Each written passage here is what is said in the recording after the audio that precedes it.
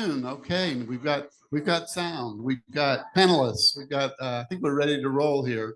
Thank you all for coming to join us for a discussion on the role of digital infrastructure in support of carbon trading and carbon markets around the world, which are one of the enablers of change that is a hot topic of discussion here. And the reason carbon markets, I think, are of such interest to many in the private sector is that they are an enabler of getting to net zero in the end of the day, because we know that over the long term, it's going to be much more efficient to work together across sectors, across national borders, and across, as one of our panelists yesterday talked about, if you looked at the planet from outer space, you don't see all those border lines. And really, if we're going to solve the climate crisis, we need to work together in ways that we're not doing well yet.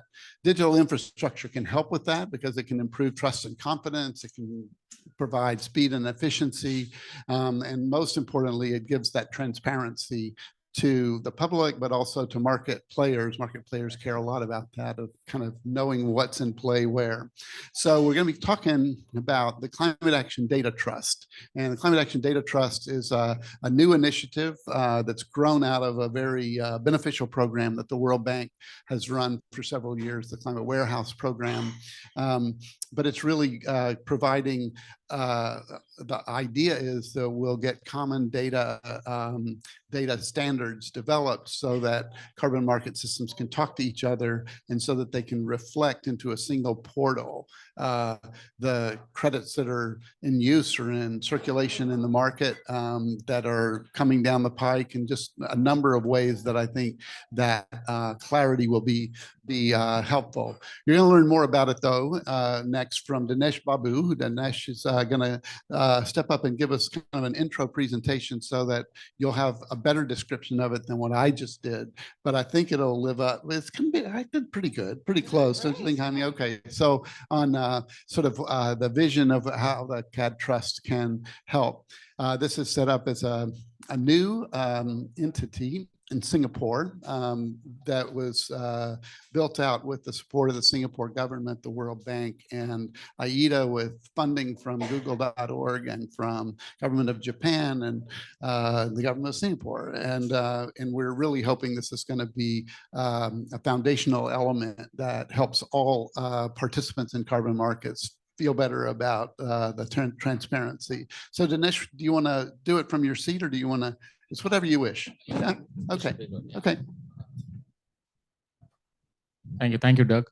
So just to give you a context, I thought I'll give you a quick overview of the setup of the Climate Action Data Trust and the kind of mission and what Dirk said in terms of the governance and where we are now. Maybe presentation. Yeah, so Climate Action Data Trust is a metadata layer that aggregates and harmonizes the carbon registries data that is provided by various standards. You name it, we have almost close to 40 to 50 voluntary standards, and many countries are now setting up the national carbon registries as well.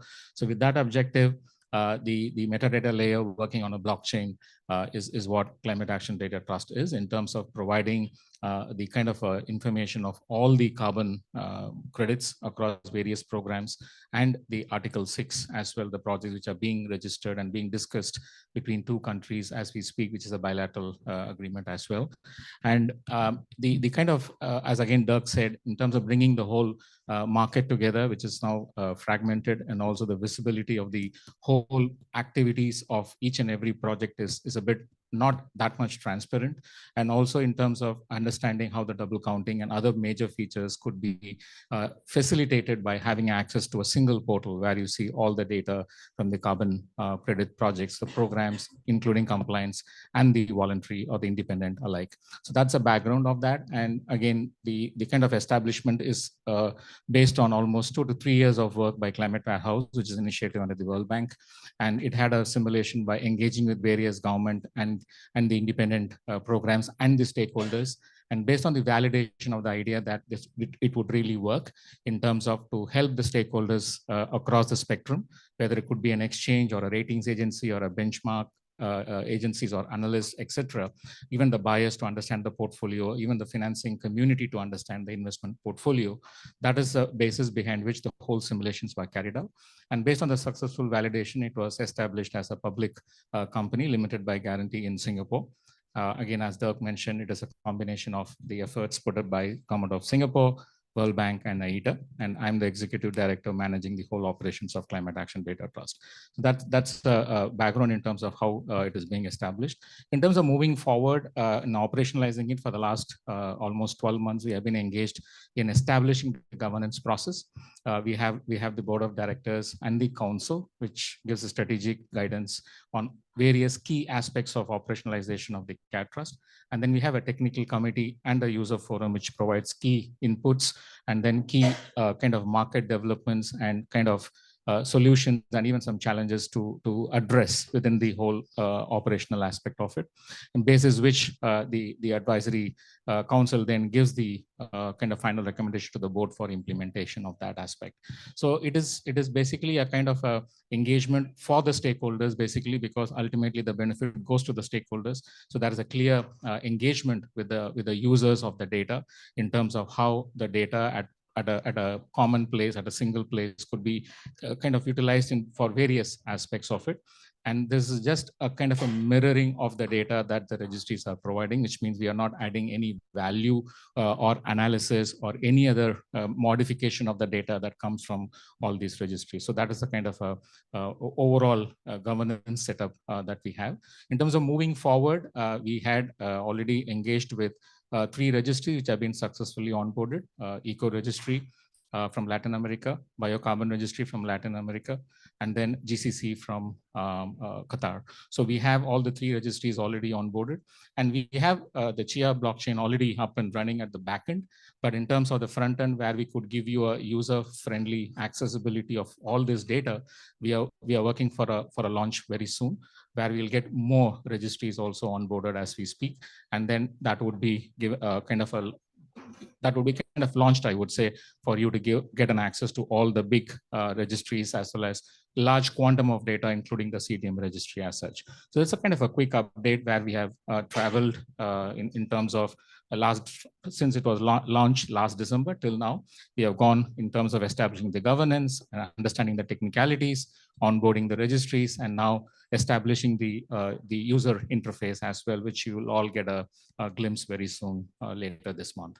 So that's a kind of a quick update I thought I'll give you. Very good. And did you get through all your slides? Yeah, I forgot to see that. Yeah. Because I thought it's not up and running. I think I covered it all. Okay, great. Thanks, Dinesh. And I think what I want to do next is actually just go across the panel and give each of you an opportunity for a quick reaction for what you see as the most valuable element of this. And then I'm going to go into other Q&A here. But Hania, first of all, I should introduce our esteemed panelists. Hania Dawood is now the lead of the World Bank team that runs the Climate Warehouse, along with many of the other carbon market related programs, has been a staunch ally of this and is on the board governing the CAD Trust. Hassan Ghazali is also with us from your institution. I have the acronym for, and I looked it up. It's the UICCA, which is a pretty innovative thing. And maybe when you introduce you can sort of describe what that does, Hassan, in a moment. Tashi Pem is also with us from the government of Bhutan, who is one of the governments that is on the governance system of this as part of the governing council, but also is one of the first governments to potentially submit data into the CAD Trust. So we're extremely grateful that you could make time to be with us today. And Finn, we're just going to go with Finn, and then he's going to tell us how to pronounce his last name, but it's a mouthful, and it's mostly vowels. But no, there's a few consonants in there as well. But Finn is with us from Silvera, and B0, same thing. No, B0. But so glad that Finn's here to give some private sector reaction as well. So Hania, let me pass to you first for just a general overview or a thought about what you like here. Yeah, no, thank you. Thanks, Dirk, and thanks for having me again.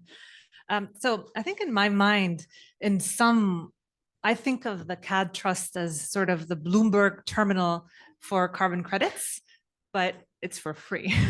So you're not going to have to pay thousands of dollars to access this data.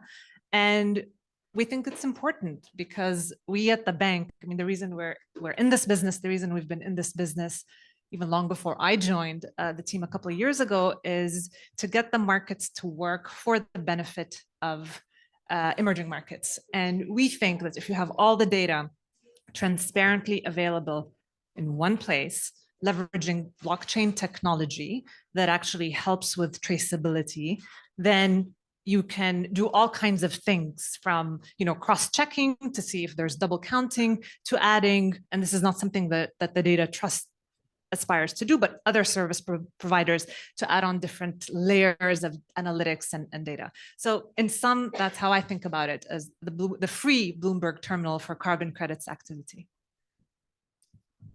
Thank you, Dirk. I think, well, what she said, but in addition to that, I will just say that I think there's a great utility in the work that the Climate Action Trust, Data Trust is doing. I see the need for transparency as being paramount.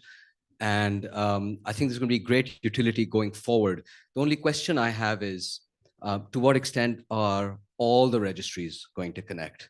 We need to see that happening very soon. The UAE, as you might know, is already working on a registry. Good for them, and may that progress really quickly. But when do we see a meta registry coming up? We need to see a GCC registry. I cannot harmonize the standards. Maybe I can work on a super registry. I think that's where we're going to see a lot of value coming out in the future. And we're at the right place. We're at COP. A lot of things by our leaders and negotiators are being discussed on what it actually means to be transparent. Remember, under 6.2, it's up to you if you want to declare anything. There are a lot of things that are shielded. So let's hope there's some more clarity there. But the work, brilliant. Thank you so much, Dinesh.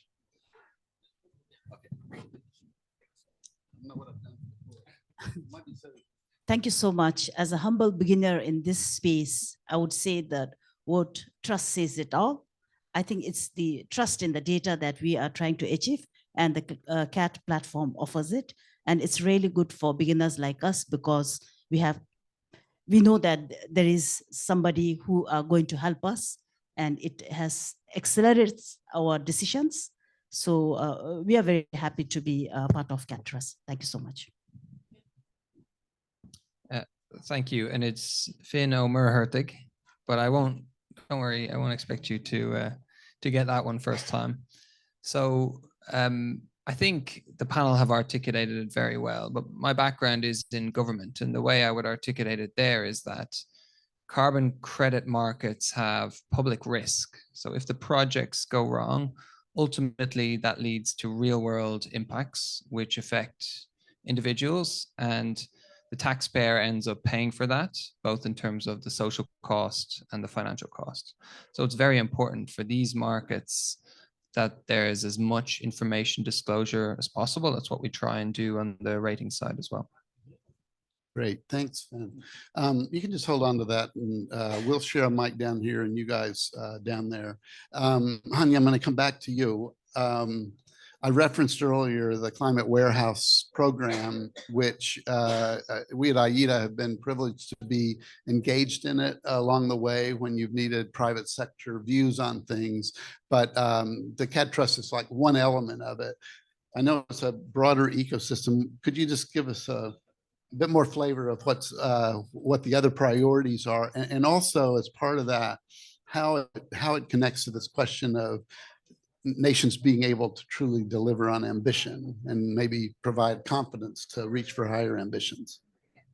Thanks, Dirk. So maybe I'll take a step back and speak briefly more broadly about the different things that we're doing at the World Bank focused on carbon markets. And I hope some of you saw that we launched our carbon markets engagement plan yesterday. The president of the World Bank actually launched it at an event with the EU. So at the bank, we really do, we work across the value chain. So at the project level, we support projects to generate carbon credits. And this is everything from helping, set up the MRV, assistance to hand-holding them to register their projects with independent standards, all the way to generating carbon credits and now helping countries to monetize carbon credits. So we're working over the next couple of months with Vietnam, DRC on actually monetizing and placing these carbon credits to markets. And this really was an effort, a 10-year effort to work with many more than these 3 countries. So it's 47 countries under our forced carbon partnership facilities, with 15 countries that have actually completed the implementation phase. At the country level, we provide capacity building and technical assistance for countries that are looking to connect to international carbon markets. Now, what that means is, a range of things from setting up registries to national MRV systems to Article 6 operationalization strategies. Right now, countries are interested in potentially accessing the voluntary carbon markets. So we're working with them on strategies and on decision-making for placing carbon credits in Article 6 or VCM markets. And we're also working on the global carbon markets infrastructure. And here we work very closely with counterparts, UNDP, EBRD, IETA, the government of Singapore. And the idea here, or the focus there, is how can we, in a market that is still evolving, but fast evolving, how do we set up building blocks that actually lead to the creation of a connected global carbon markets? And this is where the Climate Warehouse program fits in. So it's really about leveraging technology, leveraging digital technology, but leveraging open source digital technology. So a lot of what we're doing at the bank is to try to design systems that are open source for countries like Bhutan, that can, plug and play so to set up the registries, set up the national MRV systems that can connect automatically to a metadata layer like Climate Action Data Trust. So of course, Climate Action Data Trust, which we spun off almost exactly a year ago, I want to say, I think to the date even, it was actually at the IETA Asia Summit, was step 1 of the process, but now step 2 and 3 of the process is getting many more countries, and we're very excited that Bhutan will be launching the registry after tomorrow. So please come and check us out, and also check out the demo. You'll actually see a project in Bhutan and what the data looks like on the CAD Trust platform. So bottom line is, it's about low cost technology to allow emerging markets, so our client countries, to connect seamlessly to a global carbon market. Now, in terms of how this fits with Article 6 operationalization, I mean, at the highest level, and I'm like you, Tashi, I'm a relative newcomer to this world. It's really, in my mind, you have project level data and then national level data that need to connect seamlessly to this broader national and multinational reporting system. So really, the CAD Trust, it tries to do exactly that. So to have building blocks that are connected so that ultimately we have clarity on total number of carbon credits that are issued, how much of them are being applied to NDCs, how much of them are being exported. And ultimately, this is going to be critical for this Article 6 system to work. And of course, there are a lot of developments on the VCM side. So in sum, that's the philosophy behind our work on the global carbon markets infrastructure within the World Bank. Thank you for that. And Tashi, I'm actually going to come to you next, just to let you say a few more words about how Bhutan, sort of where you are on your journey in establishing your own national registry, and how you envision that, what benefit for you in connecting into this. And Hanya's sort of given you a good prelude there. Just a few more thoughts, and you can borrow Finn's mic. Yeah, thank you. So our journey starts with actually fulfilling our long-term low emission development strategy. We have pledged ourselves as a carbon neutral country. At the same time, we are also pursuing a low emission development strategy. So that really calls for us to be innovative. We need resources, we just cannot enhance our low emission ambition just by submitting the LTS or the NDC to the UNFCCC. We need actions on the ground. So what we started to do is we explored what are the ways that are available there in the world, which can actually support our ambition of moving on with the carbon neutrality plus. And in doing so, we thought that carbon markets actually offered Bhutan that opportunity. Then the first step that we did with support from World Bank is we tried to put in place the policy mechanisms. We now have a Carbon Market Rules 2023, which was approved in April by our government. That gives us the now legitimacy and the policy framework and the guiding document to work on carbon markets. Then the next step we realize is, and it has to be in compliance with Article 6, which means we just cannot do what we want to do. You have to comply. And it also has to serve as fulfilling NDCs, both our own NDCs as well as NDCs of other countries. So then that calls for a very robust system of data management. And our credibility, Bhutan's credibility in outside with regards to environment and climate change is very high. Just because we're ambitious, innovative financing, we cannot compromise on that credibility. So we really had to look for a system that would actually protect our credibility, deliver our low emission development strategy, and also bring in buyers who are confident to invest in us. So that calls for a registry system that has interoperability, has capabilities to use blockchain. We also have ambition actually to give the carbon rewards to the last beneficiary, which is even cascade down to our individuals, our farmers, I don't know, our people who invest in low emission development. So that's our thing. And that's when we explored for a partnership. And then comes World Bank again, who actually supported us in doing the carbon market rules. So then we tap into the opportunities from the climate warehouse. So that's when we start to test and deploy our core registry system.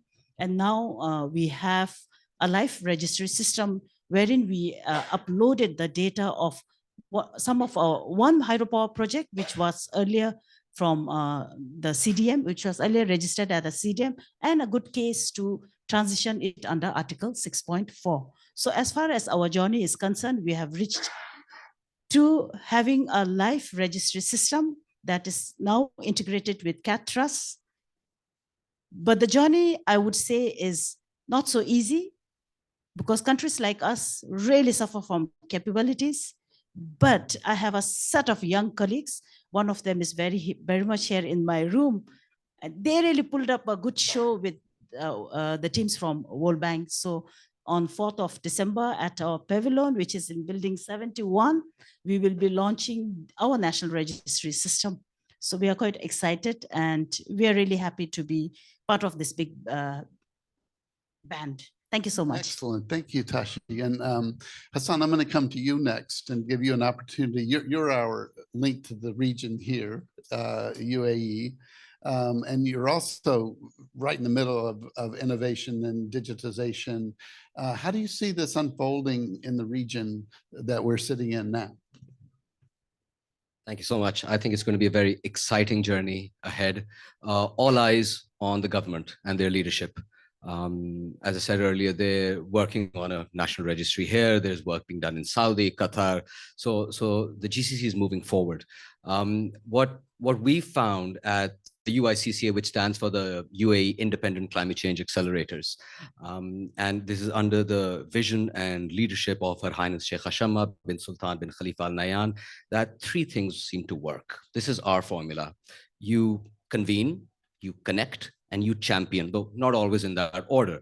So what we've established in June is the UAE Carbon Alliance. It's an informal coalition of project developers, buyers, intermediaries, brokers, interested in the carbon market. And we brought them all together in one place.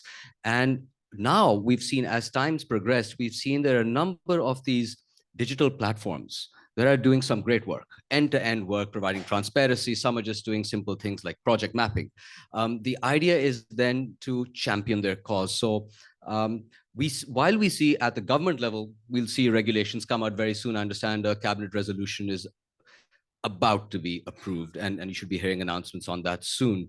But the private sector's got to move on. There is a lot of work to be done. So what we're doing is having a showcase of these specific technologies. I mean, let the best technology win, let the market decide. So on the 9th of December at the UICCA Pavilion in the Green Zone Knowledge Hub, we will be showcasing these technologies. I invite everyone, please come around. There'll be a live stream link. Please reach out to me if you need any support with that. And come and see what these folks are doing. These are all homegrown entities that are doing some great stuff. And we really look forward to amplifying their work and then connecting them to the marketplace where there's going to be that need, whether it's here or if it's down in Africa. So exciting times ahead. And the UAE, I must say, is showing leadership for the Global South. So very, very excited about that. Thank you. Thank you, Hassan. Finn, I'm now going to come to you. For B0, you're already active in sort of use of digital tools across your business, and maybe just give a flavor for how some of the digital innovations that are coming along. Since you have been in the policy arena in your prior life, you kind of have some history in where we've been and now what the new possibilities are for where we can go. But give a little sense of how it actually works today in companies like yours at B0. Sure. Well, one of the things that I think this conversation is so important is because, you know, the carbon market has been through a number of iterations. And with the increased scrutiny has come additional process, in some cases, additional monitoring. All of these things typically can add to the costs and time it takes to develop projects. They are for a good thing.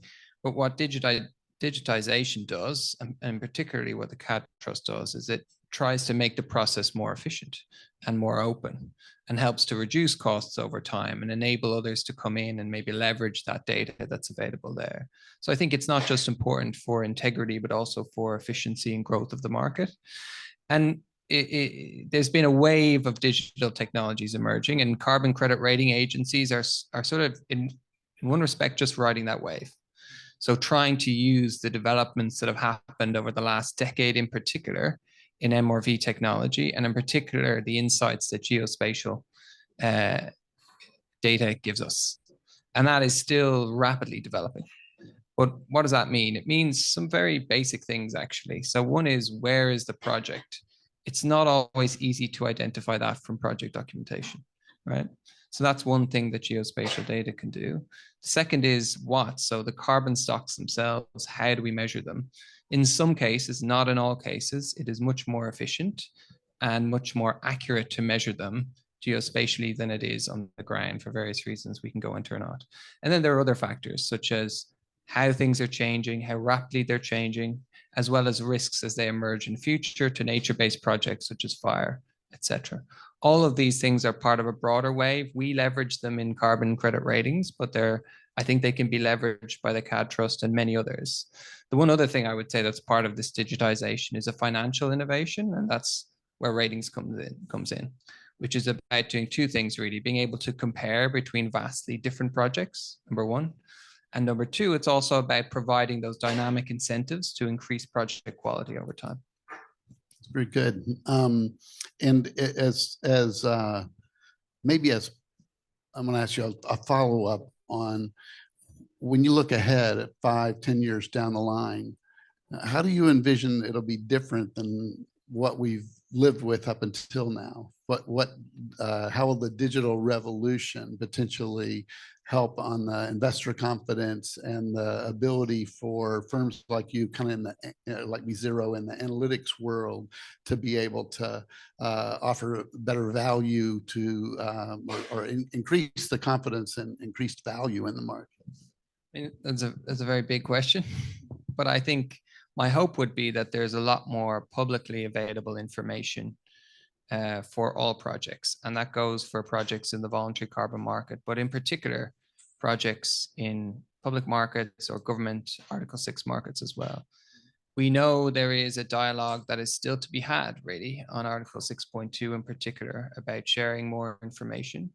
Ultimately, I believe those markets won't scale unless they disclose more information about the project, because that's, I think, what everyone on the panel knows is that's the sort of trust we need. We've lived through this process before, so hopefully it's not a repeating cycle and it does evolve in that way. Right, excellent. I'm going to turn to you guys in just a moment for sort of opening the floor for discussion here.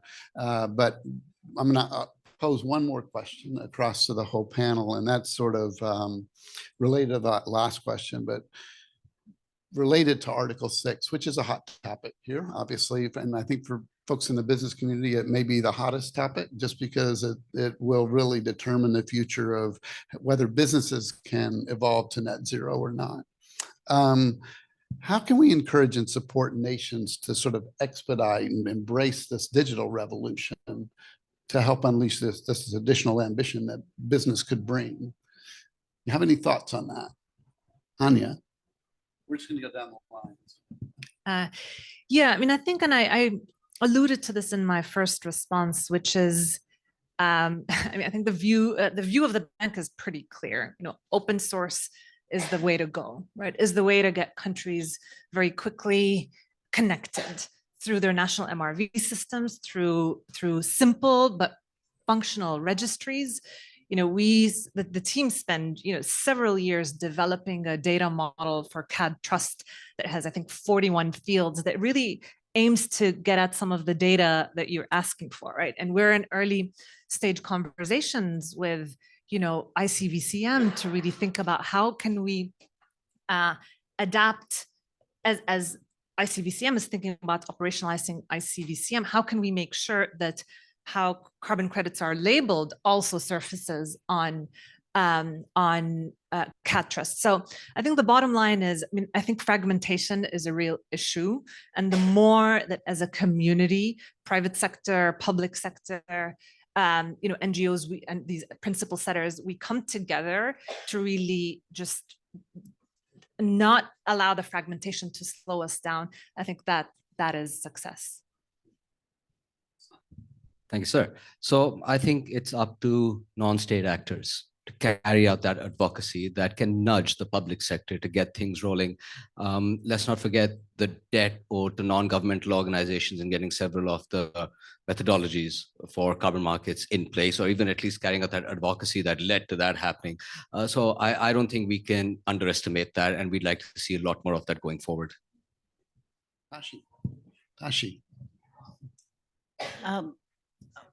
For countries like us, I think the trust is very important.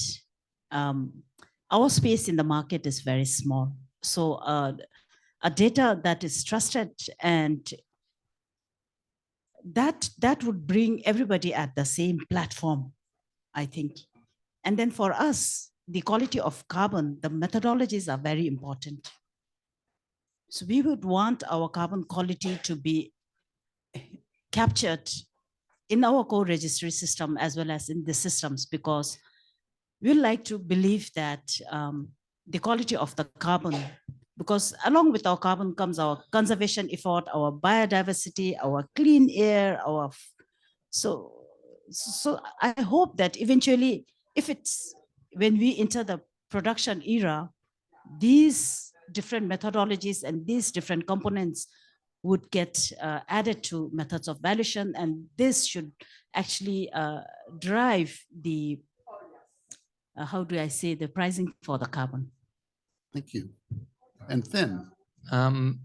So I think what we have at the moment is a market that all projects are penalized in, because there's a concern that some of the projects won't work or won't reduce as many emissions as they should reduce or claim to reduce. I think that's really everybody's problem. So a country that is trying to sell credits is not going to get the price that really they should get, perhaps, because of that problem. So that's really the sort of big picture. And I think, but you know, in a very, very straightforward way, for countries that are trying to sell credits over time, they will be incentivized to share more information in order to get that higher price. And it's that positive reaction that we want to create in the market. So that would be hopefully the incentive. Excellent. Dinesh, do you want to respond on this one? Yeah. Maybe I'll mix the first question you asked in terms of the extreme use of the digitalization versus the success of the compliance mechanism. I think it goes hand in hand. Trust is not overemphasized here, but it's more the sustainability of the whole process that is being perceived by the public in whatever way they want to. So while we are talking about just bilateral ITMOs, few countries are talking about unilateral ITMOs, and few countries are talking about secondary and tertiary ITMOs. And the digitalization is going to help them in a very big way with the help of ratings, basically. And then the effort to even go to the last community, the farmer, to get the benefit, and tokenization helps that in terms of getting a benefit each and every time the transaction occurs. So I think the digitalization is not just a word for transformation, but it is more to make the lives different in terms of how you perceive this. And the beauty of Article 6.2 is the flexibility that the countries have, the host and the acquiring countries. So the innovation has no limit. So from that angle, the technology is there to leverage it, but the ultimate benefit is to the last mile beneficiary who contributes to the ultimate action. So it opens up a whole new set of possibilities there. Right. Okay. So now, I hope we haven't totally confused you. No, we haven't. We have a question. Excellent. Anton, please ask your question. And then Carlos, you'll be next. Please. Thanks. My name is Anton Tsvedov. I'm a carbon markets consultant and a former negotiator in Article 6. And I wanted to ask the panel and whoever would be able to pick that up to sort of help us build a bridge between the negotiations that are happening in the rooms a couple of very hot minutes away from here, and sort of let us know which are the issues in the ongoing negotiations that you guys are following, and specifically what is important in what is going on in negotiation rooms. What are the outcomes that you'll be looking at having the key implications for these new digital infrastructures? So is it the relationship between the international national registries, those electronic formats, nomenclatures, whatever, all of these technical issues, which are the most important for the future of these new digital infrastructures, and how will that impact your work? Thanks. Great. Who wants to take that? Very quickly. Dinesh, sure. Yeah. Naturally, the infrastructure, as you rightly said, the kind of intent for the UN to establish an international registry for those countries who can just plug and play instead of developing their own registry, versus registries who are being developed by the countries by themselves. And the third one, what Hani has said, UNDP, World Bank, providing the technical lessons to deploy the registries, Bhutan, a case an example. So I think that part is a kind of a very, looks like complex, but you have different options to see which one is going to showcase the best practice to the other, and how the whole universe of registry infrastructure could work in harmony. I think that part of the debate negotiation is what I'm very keen. And I'm very happy to see the expression of interest / RFP that was published by the UN, which talks about connecting with the third parties. So if I can read in between the lines, so it's a kind of seeing how we can connect with the UN registry at the end of the day, and then try to give more features and the functionalities for the countries to do more research, including the ratings agencies as well. I can say briefly, I can also have a very long conversation about this. I think in short, what we need to see is, the supervisory body made a lot of progress, maybe not as much progress as hopeful.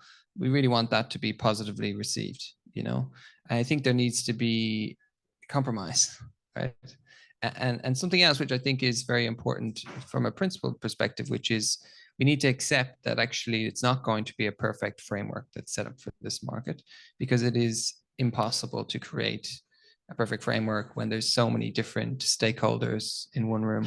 And then maybe just if I had one more on my wish list, it's some clarity around some of the definitions, including, eligible methodologies and intent for those. I know there's very diverse views around the negotiating table, but ultimately it's sort of more confusing than helpful to have it so disputed at the moment. So please, yeah. I want to get a few more questions in, but I also want to respect my panelists. If anyone has a burning desire to speak, Tashi, do you want to? No. I'll just say one other piece. since I'm the gray hair in the room, me and Andy Ertel and a couple of others, Steve, a few of us that have been around the block on this a few times. And I, as you asked the question, I was having flashbacks to CDM times. I'm sorry Andrew Howard walked out, because we used to go to these, meet the executive board meetings. And in the early stages, it was all about beating up on them about where is the registry, where is the international trends, how do we get our credits delivered? So, I mean, in the case of me and Ann, like, can we get paid? Right. And it was a burning question. And there were delays after delays after delays. And so when we hear them talking about the market infrastructure piece, I just hope it doesn't go much slower, because we benefited from staying in touch with the technical team at the FCCC on making sure that the data layer is kind of compatible with where they think they're going, but we won't really know till they can fully engage. So yeah.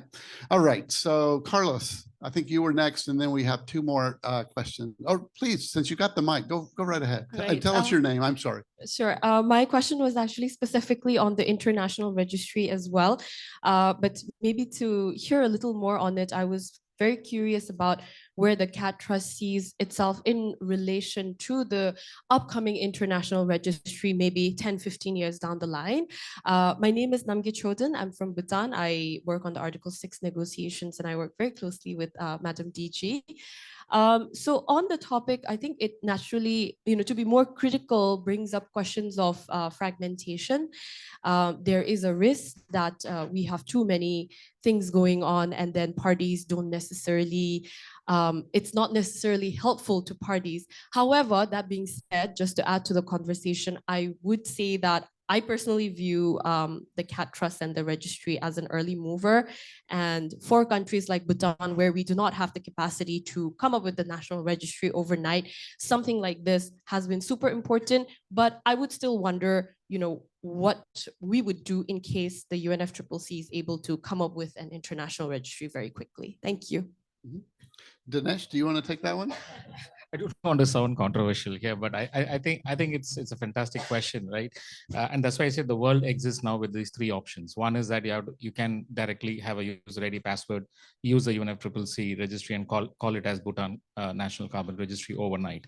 Once it is up and running. The other one is that you have your own sovereign registry that you develop internally, like for example, Singapore or India or China. They are developing on their own through a competitive bidding process, and they have all their own internal features to do that, because the international registry offered by UN may not have multiple functionalities and features, which few countries are dealing with more than one carbon credit.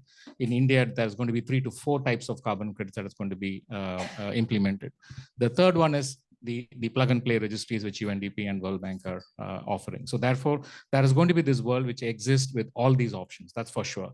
And therefore, it is left to the country to decide we want to progress this way or that way, because you have different options to move forward. And then accordingly, you try to implement the innovative features, which Ms. Tashi said, in terms of innovating further, and which kind of functionalities you want to implement. You can even take those features.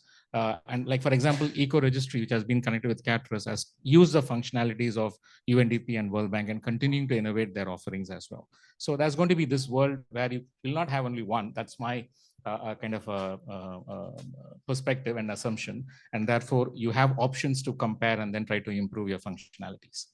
This might be a perfect time for Carlos to weigh in from S&P Global, since they're one of the providers of these registry services. Thank you. Hello. Yeah. Hi. Carlos Cordova, director for S&P Global. We work very close with CAT Trust and GCC.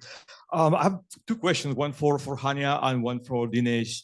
The open source, simple registries are great. I mean, I think this is something that emerging countries need it. Now, we know that those registries that are, plug and play will need a lot of customization, to set up the baselines, to deal with, different characteristics that the countries will need. Is the World Bank or other MDBs will be able to help those countries to be able to adjust or customize those registries? Or what's the plan for that? That will be one of my questions. And for Dinesh, CAT Trust is doing a great job connecting all the registries, and this is something that the market needed. Now, since you guys are connecting registries from different areas, how are you guys planning to make sure that the data that you guys receive is verified and reliable? Is there a plan or a second layer that it will be happening to ensure all the project developers and the countries, have good, reliable data? Thank you. Yeah, I mean, the answer is going to be very quick. That's not something that we're doing right now. I mean, we're not a Silicon Valley firm that develops software for countries, not at all. But what we do is provide countries that choose, and I think Dinesh said it very nicely, is ultimately countries also have the choice, but to have a minimum viable product that allows them that first step, and then from there any customization countries are free to choose. Yeah, thanks for the question. So the principles of engagement right now, as you said, is just to showcase, mirror, and then show and then display the data on the dashboard as is basis. So therefore, there is no kind of a value addition or an analytical piece or any other kind of a cross check that they would like to do, because the ownership of the data is established on the node by the registry and not by us. And therefore, we are simply displaying the data that is coming from all these registries. Moving forward, the governance aspect of it, as I explained to you very briefly, the user forum is what we are more focusing, that the users would try to understand whether the data is factually correct or incorrect, or whether it's reliable or not reliable, or whether it is reaching that kind of a verification or a validation of that verifiable units. So these kind of questions, the user forums will discuss and present to the governance process. And if there is a need, then there has to be a kind of an additional layer that has to be introduced. Then it has to go through the governance process, and then a decision would be taken accordingly. Thank you. And actually, we've got a question back here, and then one at the front, and then the old man at, I'm sorry, and Andy at the back. He's younger than me, so. Hi, my name is Simon Pfluger from Climate and Company. I'm a climate policy analyst at we are a sustainable finance think tank. And my question is, I've done some field research, and I think many host countries or potential host countries, they are still even struggling. Sorry, I'm a bit of a party pooper for being that. They're even struggling with digitalizing their NDCs. So some of them, they just use Excel tables still for the NDCs. So, and as I think most of the people know here that obviously the NDCs are the foundation for Article 6. For most of the users that Article 6 tends to be used. Obviously, there's also other mitigation purposes. However, how do you, I mean, this is already the next thing. Maybe it can serve as a catalysator, right? Because they have more of an incentive to also digitalize the NDC. But how is this, especially going to the World Bank, how is the CAD Trust addressing this issue? And are there, like, in parallel still initiatives on supporting this NDC digitalization? I think it's also being negotiated here. Want to take that? Yeah, I mean, I think that's certainly part of the broader end-to-end digital ecosystem. At this point, the areas that we have been focusing on are the ones that I was describing around, MRV, registries, but ultimately this is all connected, and it's a value chain. And the hope is to get there. It's to exactly get there down the line. But it's a process, and I think this is a conversation that we have with our senior management all the time, because they want the market to be up and running tomorrow, right? But there are building blocks. There's a sequence, and we hope we're focusing on the right things right now, which is the digital MRV project level that connects to national level with the registries, so that down the line we really have this reporting systems for the NDCs. But very good question. I think you maybe picked up earlier in the discussion, there's quite a lot of capacity building going on, at least on the market side, on helping countries have registry options available. And so that's, I guess in the market side, we're accustomed to going first or having a level of rigor around the parts that are going to be included in a market approach. But NDC is bigger than that, obviously, right? There's more digitization coming along that just as Hanya described, but maybe they'll hopefully they fit well together and converge over time. I think, he's got the mic. Go ahead, Andy. Yeah. I haven't been called an old man by somebody older than me for quite some time. I'm Andy Ertel. I'm the Chief Investment Officer of Evolution Environmental Asset Management, and we're long about $100 million in our first phase of investment on project-based credits.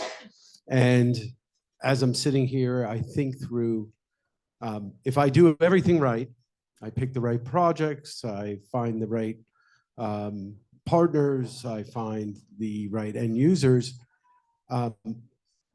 My greatest fear around all this is the security of the infrastructure. We have state actors that have focused on the crypto markets as a way of financing nuclear activities and other bad things along the way. I think when they realize that this is, the next $1 trillion market, we could have a whole new range of vulnerabilities, et cetera. So maybe just a comment or a question around, what are you thinking about the security of these systems? Because the biggest nightmare is that I'm long $1 billion of carbon and somebody hacks in and I lose that, because folks like Vera today say, oh, well, that's your problem. And that just doesn't work for investors long term. Thank you. Who wants to take that one? I think, go ahead, Dinesh. I will try. I'm not going to give you a technical answer to your question, but that is very relevant in terms of today's world. Again, you have the independent registries built on the legacy that he started with Excel sheets, and then we moved on to Oracle or DBS, and then now we are on the blockchain. I think the different levels of security is kind of being defined for this, and we automatically claim for blockchain it is secured and it is foolproof, but may not be the case. So therefore, at least for Chia, the platform based on which we are operating the CAD Trust, so we have done the threat cases, and then we have tried to publish a paper in terms of what is the probability of the threat hacks and what are the various mitigating options. So that is the best way that each and every technology could at least present to the public in terms of how they have perceived the risk and how they are mitigating it. That is the only way forward, I would say. But the registry service providers have now become more active than before. The differentiation between a standard and a registry has come out very nicely in the last couple of years. So the registry service providers, when they offer these services as a white label or any other kind of an engagement with the countries or independent programs, then I think this part is going to be extremely unique for each and every registry service provider to give the comfort level to the country or to the independent programs. Ben, please. Just briefly say two things. I mean, one is we are seeing that for B0 carbon anyway, in the rate at which our security costs are increasing, which is quite rapid. And we do expect that to be increasing concern over time. Second is there are things we can learn from sectors that are a little bit more advanced than us in terms of security and building that into infrastructure. And third, maybe just a brief plug, if I may. We're actually speaking about not just CAD Trust, but broader digitization with Chandra and a learner from the Climate Collective at 3 p.m. So just immediately after this in Building 24, which is the UN Innovation Hub over in B2. So you'd be very welcome to join that and ask your question there. Great. Please introduce yourself and question. Sure. Is this working? Yeah. Hi, my name is Crystal Riedemann. I am with Vaxa Technologies Iceland. I'm here as part of the Icelandic delegation. My question is quite specific to us. We are a new project. We've just been verified and validated in Iceland. We've ticked all the boxes, so the same, but from a project side. We consider ourselves a high quality project, and I guess that would be your job to determine that moving forward. But how do we support our registry, International Carbon Registry, to be a part of this discussion and to maybe be the Icelandic registry if that's possible? Dinesh. No, we are, for the ICR, we are already discussing with them. So the discussions are ongoing, the readiness in terms of connection. And for the Icelandic, yeah, we are open to discuss and then see a way forward if we can introduce to the right officials to give a demo and then try to make them understand about the benefits of connection. And we should say we've got, I think, publicly available, the data layer that has all of the fields that are sort of required. It's 41 or 40 something different sort of items that and this was developed sort of in collaboration with the existing voluntary market standards, but also vetted with the World Bank, I'm sorry, with the UNFCCC's kind of markets team. So, but from a project perspective, is there something you can do, or is that entirely up to the registry? Is up to the registry as of now, yeah.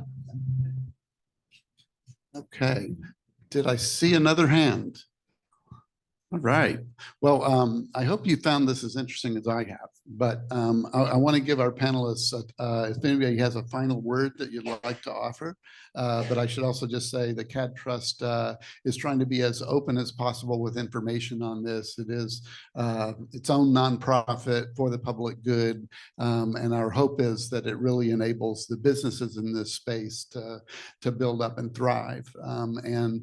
I love, Tasha, your point about it is all about trust in the end, and this transparency and trust and the veracity of the data. And Andy, to your point to the security, I think the movement toward blockchain for registries has been in part driven by the belief that they will be more secure than the registries that we've had in the past. So that's a good thing. But we'll all be learning on this journey together, and hopefully this CAD Trust offers a little bit of added trust and security to everyone. So please join me in thanking the panelists for a terrific discussion.